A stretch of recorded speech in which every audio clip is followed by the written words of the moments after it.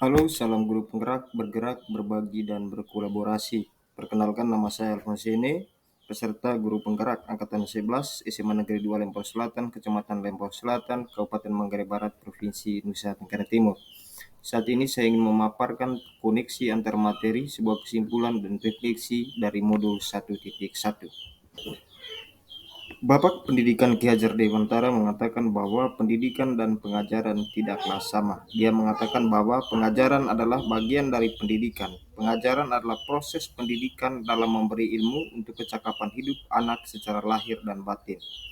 Pendidikan pada hakikatnya adalah menuntun atau memberi tuntunan terhadap segala kekuatan kodrat yang dimiliki anak agar ia mencapai keselamatan dan kebahagiaan setinggi-tingginya, baik sebagai manusia maupun sebagai anggota masyarakat.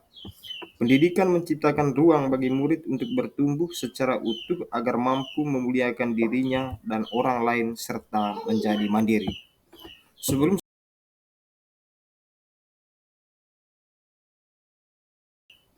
Sebelum saya mempelajari modul 1.1 ini, pembelajaran yang saya lakukan di kelas adalah pertama, hanya transfer materi atau pengetahuan. Saya meyakini apa yang saya yakini atau apa ilmu yang ada pada saya untuk kemudian ditransfer langsung kepada murid. Yang kedua adalah murid adalah lembaran kosong yang perlu diisi dengan tulisan-tulisan. Saya meyakini bahwa anak itu adalah lembaran kosong dan kita sebagai guru memberi ruang untuk mengisi lembaran-lembaran yang kosong itu. Yang ketiga adalah hanya menilai atau melihat dari aspek kognitif saja. Jadi memang selama ini sebelum saya mempelajari materi ini, saya beranggapan bahwa ketika siswa atau murid mencapai KKM, maka pembelajaran dianggap berhasil. Di sisi lain, selama ini saya menganggap bahwa ruangan kelas adalah tempat yang pas untuk belajar.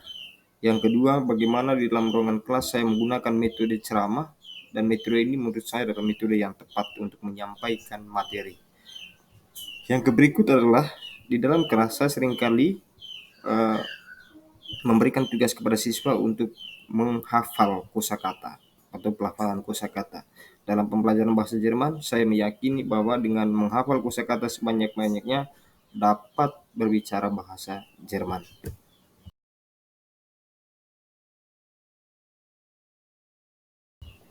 Setelah mempelajari modul ini, ada banyak hal yang saya temukan bahwa ternyata pendidikan tidak semerta-merta untuk mengejar materi, menyampaikan ilmu kepada murid, tetapi lebih dari itu.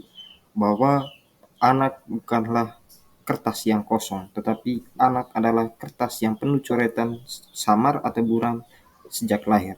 Tugas guru adalah menebalkan coret-coretan itu, coretan-coretan buram yang baik, dan menghilangkan coretan-coretan buram yang tidak baik. Anak lahir dengan coret-coretan yang buram, dan buram-buram itu ada yang baik dan ada yang tidak baik. Tugas sebagai guru adalah menebalkan coretan-coretan yang baik. Yang kedua adalah pembelajaran tidak hanya memperhatikan aspek kognitif, akan tetapi aspek afektif juga diperhatikan.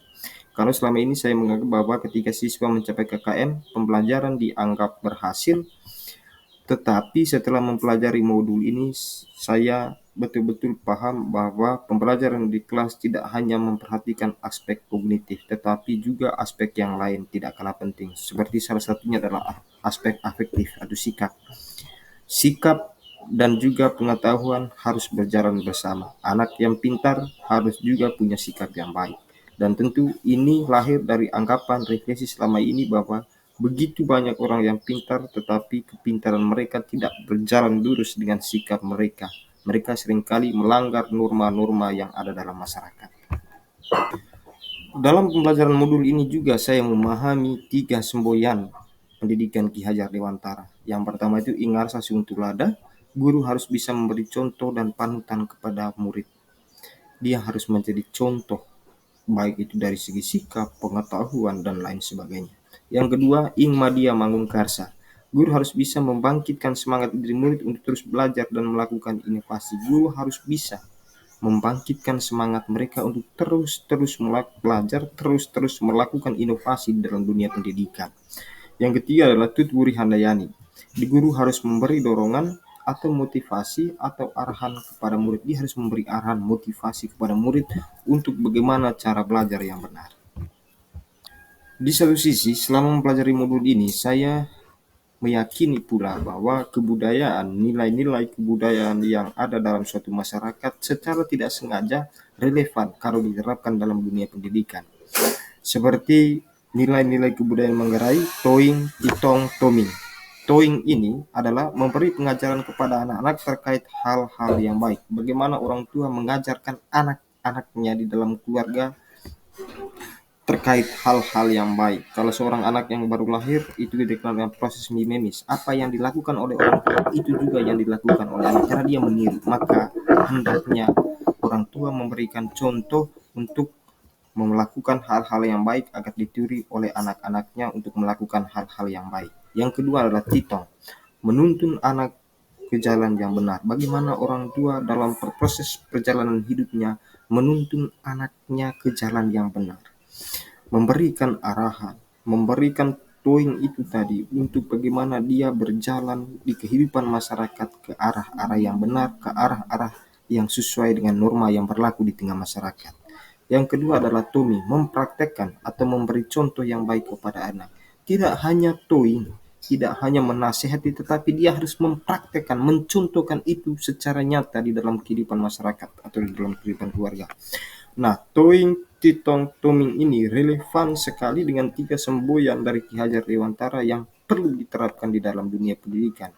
Nilai-nilai kebudayaan Manggarai ini perlu juga diterapkan dalam dunia pendidikan.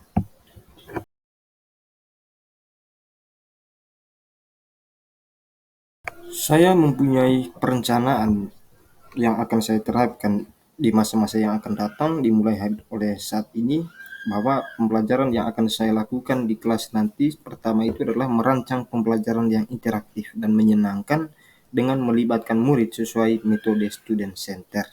Melibatkan murid dalam perencanaan awal sehingga mereka terlibat aktif dalam proses kegiatan mengajar, belajar mengajar, di mana murid sebagai subjek bukan lagi sebagai objek yang pendidikan.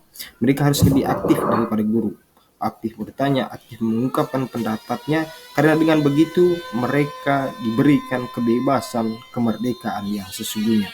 Yang kedua adalah menerapkan pembelajaran abad ke-21 sesuai dengan pemikiran Ki Hajar Dewantara, berpikir kritis, kreatif, komunikatif, dan kolaboratif dengan memperhatikan konsep kemerdekaan anak. Selain tadi, yang dapat segera saya terapkan dalam pembelajaran di kelas antara lain mengenali karakter dan latar belakang murid dengan menjalin komunikasi yang baik. Guru harus mengenali karakter siswanya dengan menjalin komunikasi yang baik untuk sama-sama mencari solusi dalam permasalahan yang dihadapi oleh murid terkait pembelajaran. Yang kedua adalah konsep menghamba kepada murid. Guru harus mempunyai waktu yang seluas-luasnya, guru harus mempunyai waktu luang yang begitu banyak yang diperuntukkan bagi murid, karena guru harus mengedepankan murid dalam hal ini daripada hal yang lain, di mana guru harus mampu untuk mengabdi sepenuhnya kepada murid, dan murid adalah orang yang paling pertama dan utama diperhatikan. Oke, baik sahabat penggerak, terima kasih banyak. Itu saja yang perlu saya sampaikan pada kesempatan kali ini. Semoga apa yang saya sampaikan bermanfaat, dan lebih dari itu bahwa saya bisa melakukan segera mungkin terkait hal-hal yang saya lakukan yang sesuai saya paparkan. Terima kasih banyak. Salam guru penggerak, bergerak, berbagi, dan berkolaborasi.